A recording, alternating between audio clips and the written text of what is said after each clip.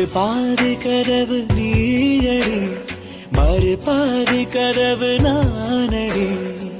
பார்த்து கொண்டே பிரிந்திருந்தோம், சேர்த்து வைக்க காத்திருந்தோம். ஒரு பாதி கதவு நீயடா, மறு பாதி கதவு நானடா. தாழ் திறந்தே காத்திருந்தோம், காற்று வீச பார்த்திருந்தோம். நீ என்பதே நான் தானடி,